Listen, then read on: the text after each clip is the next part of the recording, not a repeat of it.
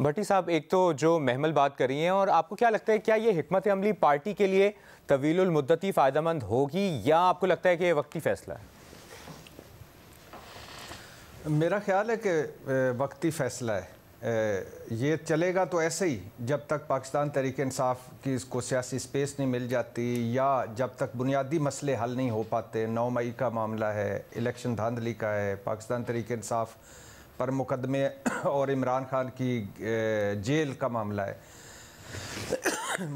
तो तब तक तो ये ऐसे ही चलेगा। लेकिन अब सुना जा रहा है कि पाकिस्तान तहरीक इंसाफ जो इस हवाले से बहुत सारी चीज़ें करने जा रही है।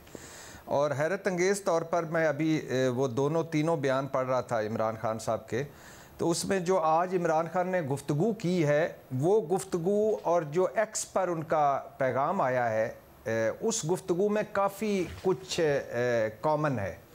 यानी इमरान खान साहब की आज गुफ्तगू के जो उन्होंने शोदा और ज़ख्मियों का डेटा पब्लिक किया जाए, लापता अफराद को ढूंढा जाए, जो गिरफ़्तार हैं इन्हें रिहाई करवाने में मदद की जाए, ये सियासत नहीं जहाद है, और मैं मज़ीद मुशावरत कर रहा हूँ, मालूमात इकट्ठा कर रहा हूँ, और आलमी फोरम्स पर जाया जाए, और ये खून की एक होली खेली गई है। तो ये और जो उनका एक्सपर्ट आया है ट्वीट, जो वो यकीनन उन्होंने नहीं किया क्योंकि उनके पास ट्विटर की रसाई नहीं है, लेकिन जो बैरिस्टर गौर ने कहा है वो उसमें इस जो इमरान खान की गुफ्तगू में सिर्फ 5% है, बाकी बिल्कुल नई चीज़ें हैं। बैरिस्टर गौर साहब बिल्कुल दूसरी तरफ खड़े हैं, शायद वो ग्राउंड रियलिटीज़ के करीब हैं, या फैसल चौधरी साहब जो खड़े हैं उसमें भी 10% है। तो लेकिन ये है कि अब पाकिस्तान तहरीक इंसाफ ने, जैसा मैंने कहा है ना कि पाकिस्तान तहरीक इंसाफ सोच रही है, और उनकी कोर कमेटी की मीटिंग हो रही है, और उसमें वो सारी चीज़ें डिस्कस करने जा रही हैं कि पार्टी तर्जमान एक हो, इमरान खान का तर्जमान एक हो, और जो बाहर बैठे हैं, जो जेलों में हैं, जो ग्राउंड रियलिटीज़ पे हैं, सारे एक सिमत में इकट्ठे होकर चलें।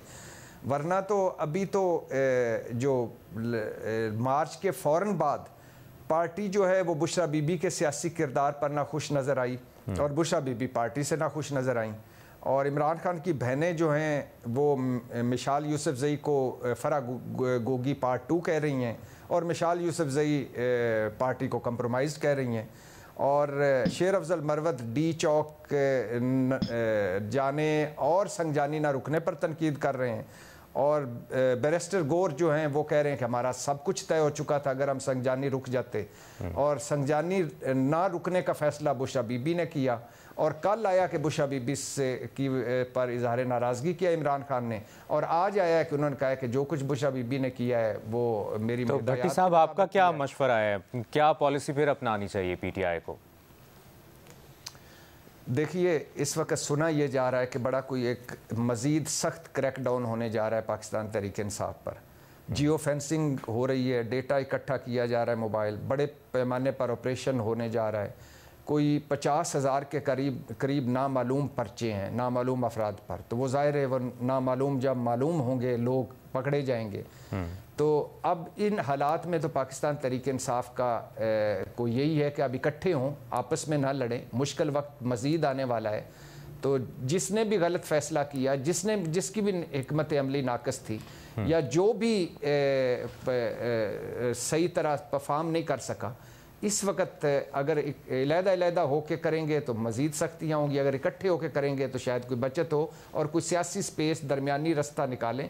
और हुकूमत से भी कहना है, आज मरीम नवाज़ ने एक बड़ी गलत बात की कि जिस तरह पार्टी पर पाबंदी लगा दो, और हुकूमत भी बहुत ही कन्फ्यूज़ है। एक तरफ कहती है कि ये हैं वो तकरीबकार, दहशतगर्द और 9 मई के मुजरम, और दूसरी तरफ कहती है आओ हमारे साथ बैठें। एक तरफ कहती है ये मुल्क के हैं ही दुश्मन, इनसे ये तो इंतशारी और तकरीबकार टोला है, और दूसरी तरफ कहते हैं कि आओ यार मुज़ाकरात करो, हम सियासी लोग हैं, हमारे साथ मुज़ाकरात करें।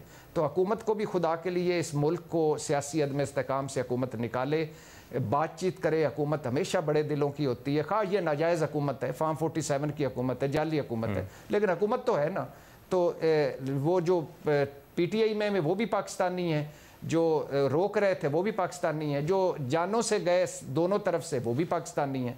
तो अब मज़ीद पाकिस्तान का नुकसान ना करें। सही। साफ़ी साहब, आपको क्या लगता है, एक तो PTI की सियासत, पॉलिसी, आपसी इख्तलाफात, दूसरी जानिब हुकूमत इस तमाम तर मामले को कैसे टैकल कर रही है आपके ख्याल में?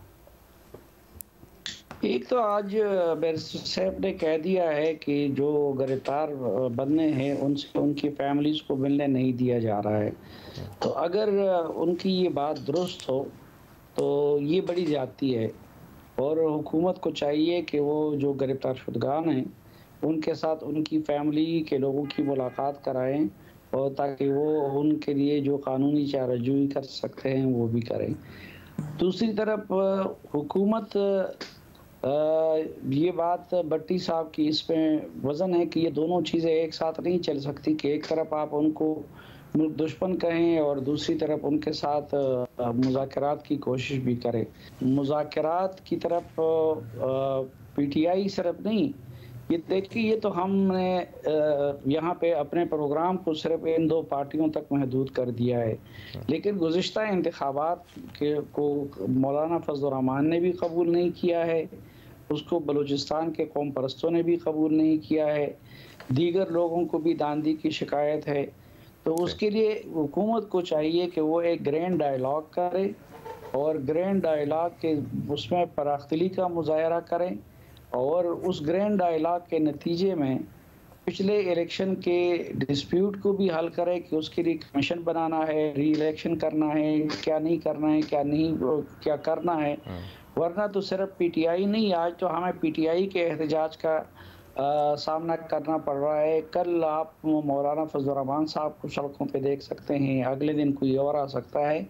इसलिए हुकूमत का फ़र्ज़ है कि वो डायलॉग का एहतमाम करें और मेरे ख़्याल में पीटीआई के ज़्यादा खैरख्वाह भी वही लोग हैं जो कि पार्लियामेंट की तरफ जाने की बात करते हैं और जो मुज़ाकरात की बात करते हैं। ये जो ट्विटर पे मरने मारने पे उकसाने वाले लोग होते हैं वो पार्टी के लिए हमेशा नुकसान का बायस बनते हैं। वो ख़ुद यहाँ के ज़मीनी हक़ाइक़ से आगाह नहीं होते और उनको कोई तकलीफ़ नहीं पहुँचती। तो ये इतना आसान काम भी नहीं है उस बयानिए को साथ लेकर ज़्यादा देर मेंटेन करना। आप देखिए मुस्लिम लीग नून में क्या हुआ। मुस्लिम लीग नून में दो बयानिए थे, एक शहबाज शरीफ का था और एक नवाज शरीफ का था। एक वोट को इज्जत का दो का था और दूसरा जो था वो मुज़ाकरात का, मुफ़ाहमत का।